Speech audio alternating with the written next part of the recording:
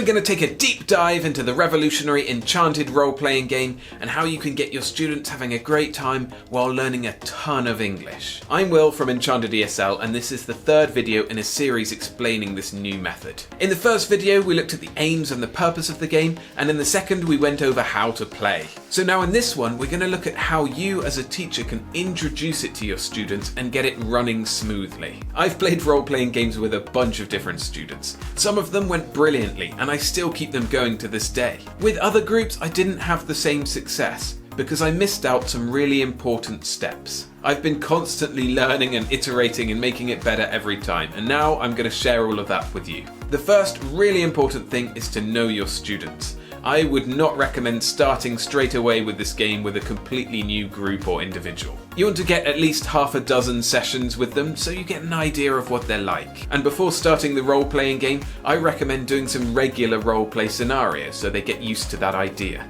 On this channel I have a whole series on how you can do regular roleplay, and my monthly newsletter sends out free roleplay scenarios. Standard roleplay is a fantastic place to start because it's short and you can get the idea of how your students react in those situations. The thing is, some students just get it straight away. They love getting into character and taking risks and having fun. Others are more restrained and cautious.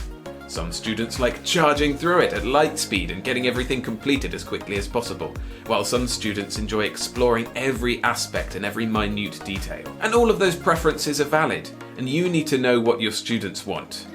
You might have a mixture of them in a group, so you need to come to some sort of compromise. So if your students are shy and not very willing to speak, then you need to approach the game with lots of encouragement and support to get them talking. On the other hand, you might have students who are very boisterous and they do crazy things, and then you need to rein them in a bit. The best thing to do is set clear expectations right from the start. What is the point of the game? How should they behave? And what are some of the boundaries? In cases where I didn't do this, it starts off really awkward because students don't know what they can and are supposed to do. And in some cases, they go off on a tangent and start doing crazy things. Getting everyone on the same page about what the idea of the game is super important. They should know that you're the GM and you're telling the story together. They just control their characters. All of that stuff I've explained in the previous video, so go back and watch them if you're not sure. And make sure they're clear about the extent of their role. How much do they control? Really, they're just in control of saying what their character wants to do. The GM decides how that happens and describes what's in the world around them. I've had several miscommunications where I've said this is a game of imagination, and the students have decided that they can just invent things like dragons appearing out of nowhere. But that's not really how it works. Sure, there is some fun in letting your students help build the world, but really, the GM has the final say. After all, you're setting up the mystery in the story. Like in a video game, the players can't just decide that a wall disappears and they can walk through. No, they have to deal with the situation and find a solution. There are also expectations about the characters themselves. They should generally be good people who are trying to solve mysteries. Otherwise, the game is going to be quite difficult. Their characters should have a motivation to do the things that are part of the game. If their characters are really lazy and don't want to solve mysteries, then playing a mystery game isn't going to be very fun. And there are limits to what the character can do. In this world of imagination where there are no real-life consequences, it can be tempting, especially for immature students, to start doing things that are beyond the boundaries of decency. Not working as a team or being unnecessarily horrible or violent towards people should have real consequences in the game and outside of the game. The expectation is they behave like decent people, otherwise things are going to break down. Now let's talk about the etiquette of dice rolling. In the previous video we looked at what the dice rolls are for and how they affect the outcomes of the players' actions. Rolling dice is really exciting and players will want to do it all the time, but I enforce the rule that the players only roll the dice when the GM asks them to. Otherwise the dice will be rolled at all times for all things and you'll lose control. Also, keep an eye on kids who might fiddle with the dice, and I recommend getting a little box or a tray so they can roll the dice into that instead of onto the table where it can fall off and go under chairs and get lost and disaster. The final set of expectations are how the players treat the other players in their group and share the spotlight and attention. To be honest, when I play these kind of games with my friends, I'm a bit guilty of this. I get very excited about the story and my character, and sometimes that means I'm taking more time than my share, so I have to remember to step back and let everybody else have their turn. And the same is true with any group, really. You'll have some more dominant students and some shy students. There are a few ways you as a teacher and GM can handle this kind of situation, and they're not much different to normal behaviour management techniques. Pay attention to who is speaking the most and who is speaking the least, and build in opportunities for those quieter students to have their turn. We spoke about scenes in the last video. They're kind of like units of the story in a particular location with a particular goal, and we gave the example of investigating an office. There are multiple things that can be investigated in that office, and in a badly run game, one player could end up doing all of those things and the other players don't really do anything at all. If students don't automatically share out those actions between them, then you can enforce the turn rule, which is, in turn, each player says one thing that they're going to do, and then they go and do all of those things simultaneously. For example, the first student says, I'm going to go and investigate the drawers of the desk, and they go rummage through that. The second student says, they're going to investigate the filing cabinet, and they go try to open that. And the third says, I want to hack the computer and get the files from that. So they're all doing something. Most of the time, I don't really need to do this. Players get it from the start. But in the occasions that they don't, you can enforce the turn rule for a bit and then relax it a little bit and see if they kind of get into that rhythm themselves. And of course, working as a team can bring up its own problems. There will be disagreements about what the group should do and how they should solve the mystery. Especially if there are high stakes, one wrong decision can cost them dearly. Most of the time, I embrace these disagreements and allow them to turn into a discussion about the merits of each option. This is great with mature students who can handle an argument. But sometimes they can get a bit personal and petty with immature students, so that's the time to intervene and remind them of the expectations. And if there's a complete impasse, you can put it down to a vote or roll a die just to randomly decide it. Another thing that can happen is players split up for an extended period of time or even start antagonizing each other. This has happened a couple of times to me and it's quite hard to handle. So the best thing is to stop it at its root. For a start, I've built in plenty of cooperation mechanics into the game, so they're rewarded for working as a team. And of course, setting those expectations right from the start and enforcing them when things come up is super important. Sometimes they just need to be reminded that it's a team game and not a competition. The thing is, some students are just naturally competitive. They always want to win, they always want to be the best. And if they can't find anyone to go up against, then they'll go up against their teammates. A great way to solve this, or even embrace it, is to introduce a rival group. This could be another group of investigators who are trying to get to the clues before them. Or it could be a group that's trying to stop everything that they do. If you build in these rivals and enemies into the story, those competitive players will try to beat the rivals and enemies instead of their own team. And when they beat those rivals, it feels great for everyone. Because that's the aim of the game, really. You want your players to win. It should be challenging, yes, and you need to put lots of obstacles in their way, but ultimately, the players and you, the GM, want to see success. As a game master, if you're quite competitive, it can sometimes seem like a conflict against the players. You want to feel a little bit of this because you want to give them hurdles and difficulties to make their story even better, but ultimately, you're in control of the whole world. You could just knock them all out instantly. That office they're investigating, if they pull over the filing cabinet, it cracks the wall and the whole building falls down upon them and they all die. Of course, that would be a horrible thing to do to your players, but in theory, as a GM, you have that power. So instead of fighting against them, use that power to put the right amount of challenge in front of them and then cheer on with them when they succeed. Okay, so you want them to win, but they shouldn't always win. There should be quite a lot of failure in the game.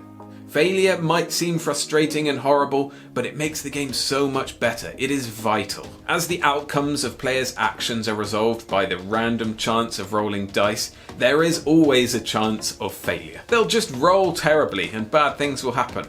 And that's great because that is more challenge, that creates the story. If they succeed at everything, they just steamroll at all of the difficulties and it's boring. However, new and young players often don't understand it and they really don't like failing. One of the ways they deal with this is with the desire to re-roll. In the last video I covered this, but I'll go over it again a little bit because it's super important. Don't allow meaningless re-rolls for the same thing, even from other players who want to do the same thing. They failed, okay?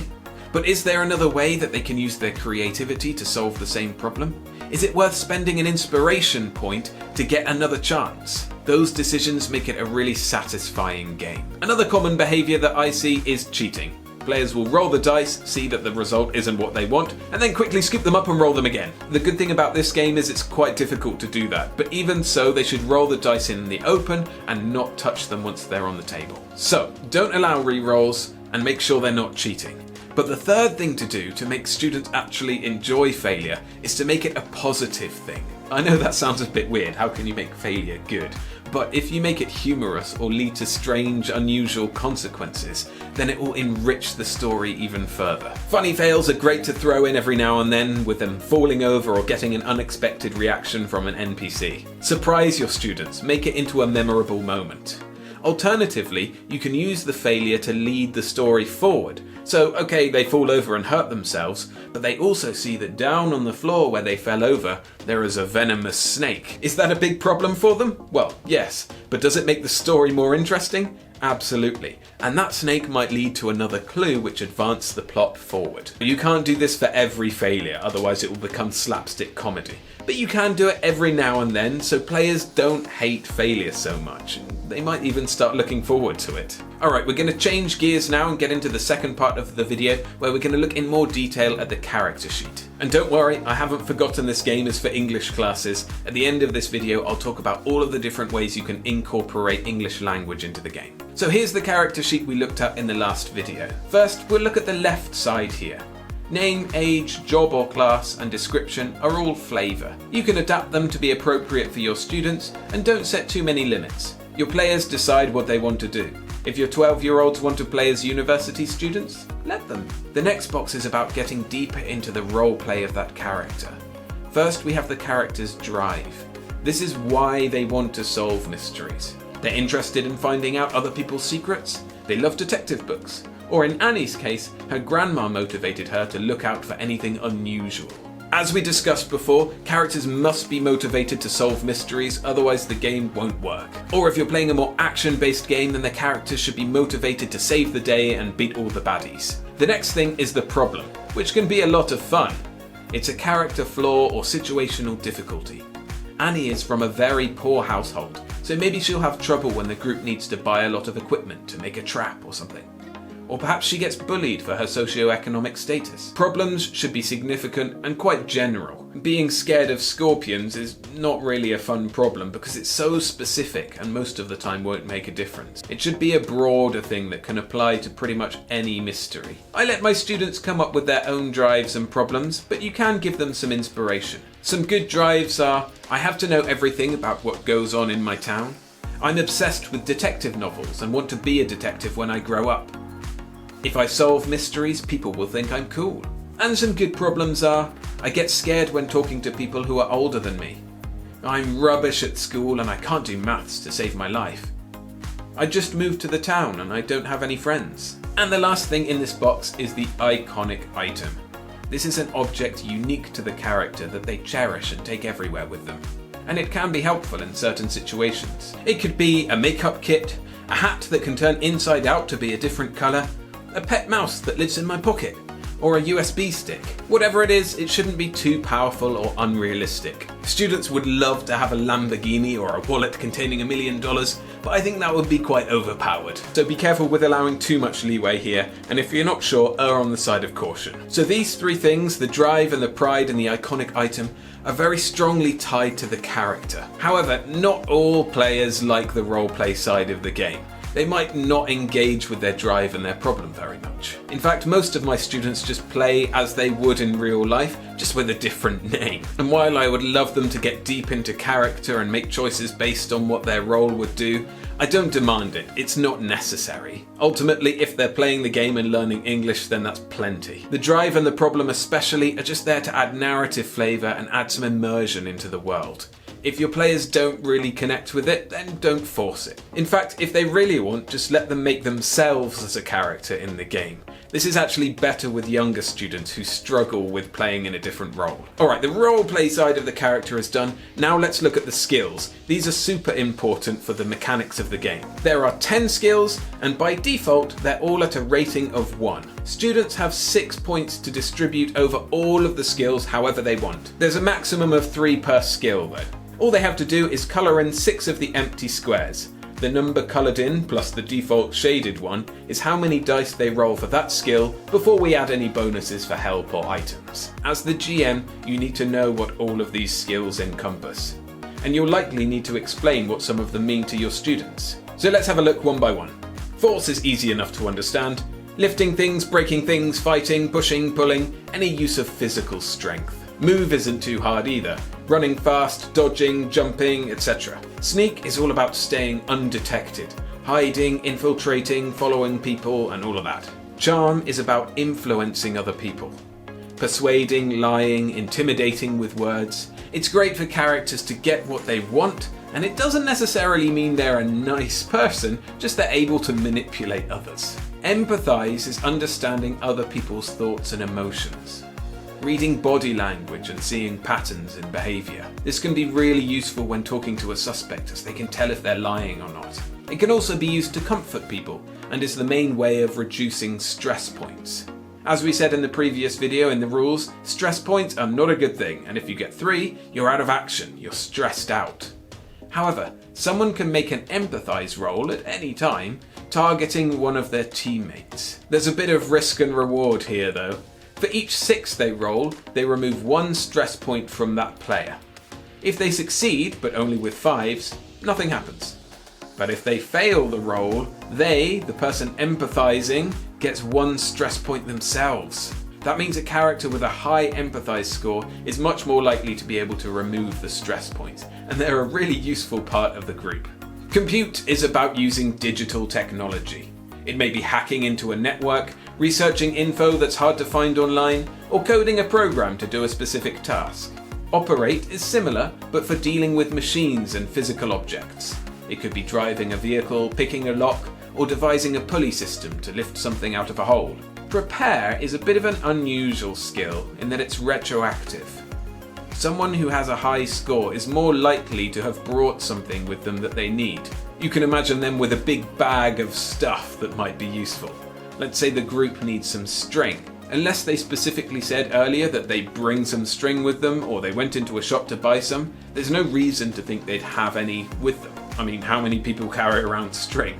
But if a player wants to dig in their backpack to look for stuff and they succeed a prepare roll, ta-da, they have some string in there. Obviously there's a limit to what's possible with this skill, and if they're hoping for something very unusual, you might want to demand 2 or even 3 successes on the roll. Now, the final 2 skills are similar, but have an important distinction. Investigation is the active process of finding information, patterns, or items. This might be leafing through a book, rummaging through a cupboard, or finding irregularities in accounts. Notice, on the other hand, is about spotting things that are hard to detect, but without getting actively involved. It could be spotting the faint smudge of fingerprints at the scene of a crime, hearing footsteps in the street behind them, or being alert to some imminent danger. It's much more about the senses and absorbing everything around you. So those are the 10 skills that all actions will fall under. Sometimes though, a player will want to do something that doesn't really fit one of those 10 skills, or falls between 2 or 3 of them. In that case, just use your judgment, pick a skill that you think is best and have them roll with that. And just below the skills we have 3 squares for stress points. Players should mark 1 square for each stress point they have, and if they have all 3 marked, they're stressed out. Make sure to do this in pencil so they can be rubbed out easily. And under the stress points is a square for inspiration points. Players can colour this in, just like the stress points, or as I'm intending to do, put a little counter on it. At the bottom of this prototype sheet is a box for special abilities and one for people I know.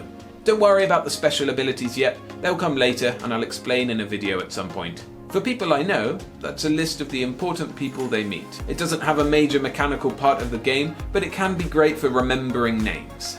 Next up, we're going to look at how you can run mysteries, and then in the final part of the video we'll look at how you can include English into those mysteries. So as we discussed in the last video, mysteries take place over several scenes in-game and will last a few hours in real time. Mystery design is super important. If you have a set of clues that link to each other logically and students can follow that path, they'll have a much better time. And in the future, I'll be making a whole video about how you can design mysteries. In brief though, you want to start with a hook that engages them into the mystery.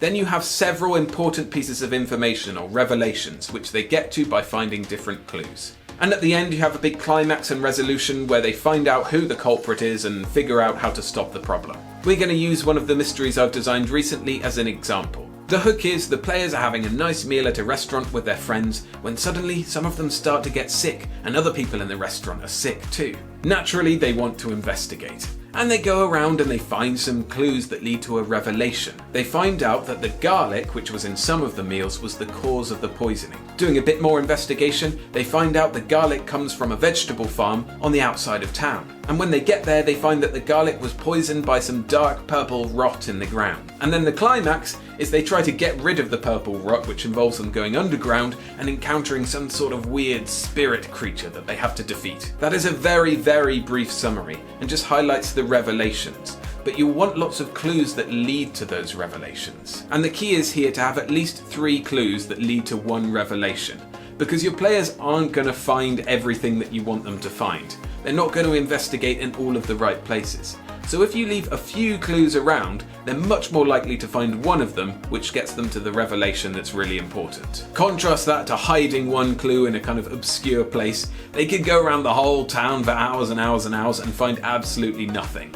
And to be honest, that's going to be frustrating and quite boring. And you put your clues inside scenes. Scenes are situations where the players will find some information or resolve a problem. The first scene of this mystery is the players having dinner in the restaurant, having a good time, but then people start to get sick. The next scene might be them going into the kitchen to see what's up with the food. Or another one where they interrogate the chef. Really, it's up to the players what they decide to do. Maybe they just won't talk to the chef at all and just go into the kitchen. And that's fine. The structure of a scene has the GM describe the situation, and then the players try to get the information that they want or resolve the problem that they want, with various dice rolls. The scene ends once the players have got all the information they wanted or resolved the problem, or when you make something happen to them that drives the plot forward. For example, after searching around the kitchen, the players might find that the garlic box has some strange purple rot in it. That's the first clue, that's the first revelation that the garlic is the problem. Or if they're interrogating the chef might not initially say anything, but after some convincing and maybe some threats, then the chef gives up some information that they thought the garlic might be a bit weird. But as the GM, it's important to set the scene well so that players know what they're getting into. That's why the initial description has to be quite carefully worded. However, don't stress too much about it. The initial description of the scene can include all of the most important things. Let's go back to the office example and I'll repeat the description that I gave in the previous video. It's a simple office with a large desk and drawers. It smells of printer ink and coffee. There's a modern computer on the desk.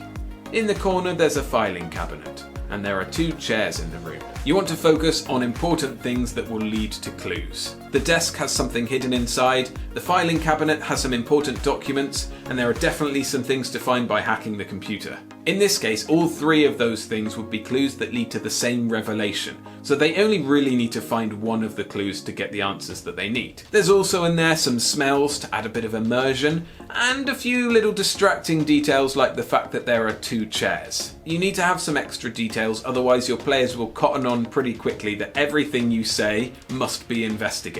But after ripping up the chairs and searching through all of the padding for something there and finding nothing, they'll soon learn that not everything has a clue to be found in. You should prepare the important details about the scene. I would have some notes saying there's something in the filing cabinets, in the desk and on the computer. But you don't want to go into too much detail and have loads of information. First of all, it's overwhelming, and second of all, your players probably won't interact with most of it. You cannot know what actions they're going to take. Sometimes you need to react. They might want to ask questions about different things in the scene. Answer them as best you can. You can make up details, they don't have to be perfectly accurate within how the laws of physics work. Just do what you think is best. For example, I don't know the exact mechanism to hack into a computer's filing system and get all of the information out. But I could probably say, well, you've got the app and it goes on and you see some lines going on the screen and you get the information in a document. Sure, that's not perfect and anyone with expertise in that field will probably be shouting at me at the moment, but I don't think my players are going to really care. And even if your players start doing something that you know will not lead them to a clue, treat it as important. They should always have roles to do difficult things, and there should be consequences for their success and their failure. If they decided to rip apart those chairs and make a massive mess and get nothing out of it, then there might be consequences with the people who own the office. They will not be happy that their property was destroyed. However, your group might be inactive, in that they don't really know what to do or don't feel confident enough to express themselves. In those cases, you need a very gentle guiding hand. First of all, be very supportive of their language so it doesn't become an impediment, so avoid lots of corrections, and reward them for taking risks. Early on, if they try a few things and it goes terribly, they won't want to take risks again. And in the case that they still don't know what they want to do and they're very passive, just give them a couple of options. Sure, you're narrowing down all of the possibilities, and that's not really a great thing to do to get your students expressing themselves, but in some cases it gives the players more structure. If you just give them 2 or 3 options, it's a lot easier for them to make a decision. So you could say, do you want to investigate the filing cabinet? Do you want to look at the chairs? Or do you want to rummage through the drawers? Also, it's really important to get your students to describe what they want to do using lots of language. What you don't want them to get in the habit of doing is say, I want to roll with investigation. I want to roll with force. Nah, that's no fun. First of all, you should be the one who's describing what skill they should roll for. And secondly, you want them to get more immersed in the game. They should explain to you what they want to do and what they're trying to achieve by doing that. You may have some questions and want them to be more specific, or you could give them some warnings. If it's a dangerous thing, you could say, this could be bad for you. Plus, this is a good time for other people to step in and say they want to help or use an item. Only when they're happy to go ahead and everything is ready do they roll the dice. So a really good interaction would be something like this. The player says, I want to look in the drawers of the desk to see if there's anything suspicious or interesting. And then the GM says, okay, you can already see there are lots of pens, pencils and other things. Is there anything specific you're looking for? Not really, but maybe they have a secret compartment at the back of a drawer. Another player says, can I help? I can hold the light on my phone while she searches. GM, sure. Go ahead and roll investigate with an extra die because you're getting help. So that's 3 dice total. I rolled a 6. First, you get an inspiration point, and after a few minutes of looking, you find a key sellotaped to the bottom of one of the drawers. Wow, that's pretty cool, right? You can see how the story develops according to the dialogue between the players and the GM. If you're feeling really excited about this new method, I'd really appreciate it if you hit the like button. It helps this video spread to many more amazing teachers like you, and it means I can keep creating this kind of content. Thank you very much. So most of your scenes are going to have a clue in. Maybe not the hook and the climax, but all of the other ones when they're investigating, you want at least 1 clue. Ideally more than that if you can, but it's not always possible. And there may be a situation where the players can get to the revelation without any of the predefined clues. They might do something completely different, in which case you have to react. When investigating the restaurant situation, you might anticipate that they'll go into the kitchen, speak to the serving staff, speak to the chef, and maybe interview all of the other diners. But what if they just leave the restaurant and instead go home and search on their computers about the kind of disease that they've seen? That's not a clue you've prepared, but it doesn't look like they're going to do any of the other ones. Here is where you can improvise some reactive clues. If they roll well with compute, their online search reveals that there are some very rare diseases associated with garlic and kind of purple rot. This may have happened before, like 50 years ago, and they find a really obscure story about it. And in that way, they get to the revelation that garlic was the cause of the particular poisoning. The last thing to do when creating a mystery is decide if supernatural forces are at play. I like to include them. They're fun, and you can include things that aren't in your normal crime stories. However, there is a limit. I generally avoid having my players getting loads of supernatural powers, or it being like a big part of life. It's more something that happens, but nobody really talks about it, or most adults don't believe in it. A lot of the mysteries, if you're playing with characters who are young, the police and the adults just don't believe anything they say. They have to figure it all out for themselves, and therefore it's more personal and more fun. We've spoken about how to play, how to manage the group dynamics and expectations, and how to design a really good mystery, but you could do all of that if you're just playing for fun outside of a class. This is where it gets specific for English teachers. So English in the game is going to be inevitable. It will appear in any kind of role-playing game because you're in constant dialogue. So this means lots of conversation, and your students will make mistakes. You need to have a good correction technique to make sure that it doesn't get too intense and too much about the language, and players still have the confidence to say what they want to say. I have a very strong strategy for correcting student that works great for me, and I've made a video about that which you can find up there and down in the description.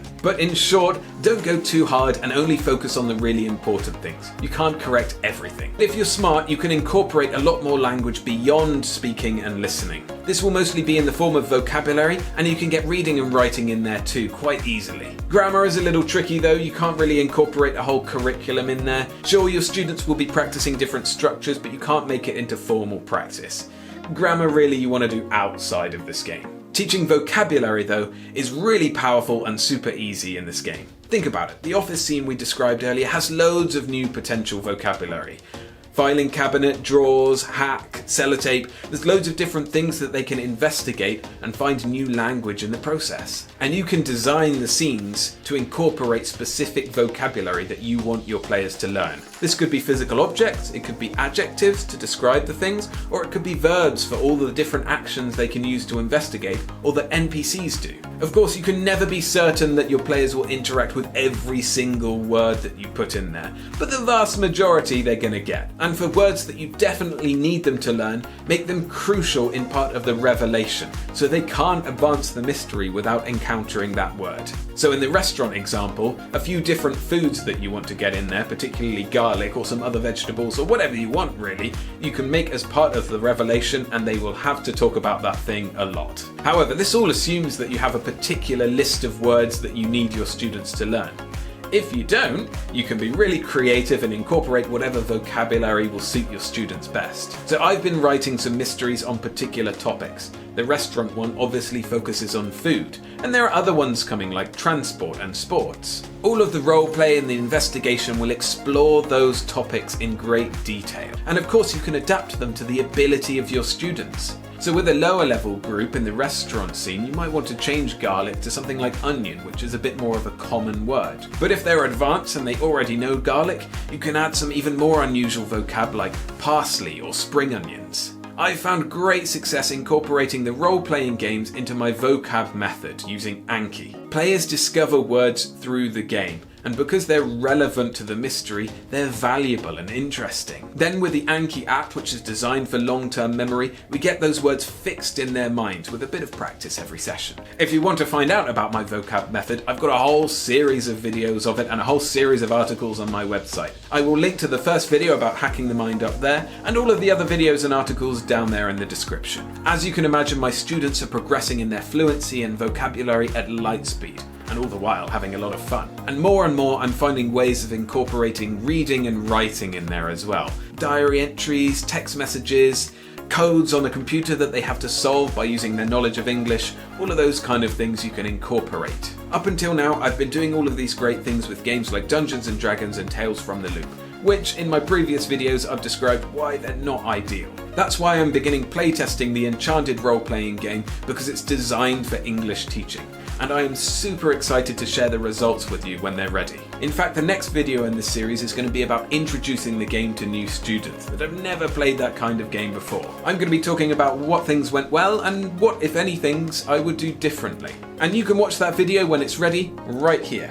And if it's not ready yet, then it will be a link to another one of the fantastic games that I found during my English teaching journey. So I recommend you click on it, whatever it is. But for now, I've been Will from Enchanted ESL, wishing you all the joy and success in your teaching. See ya!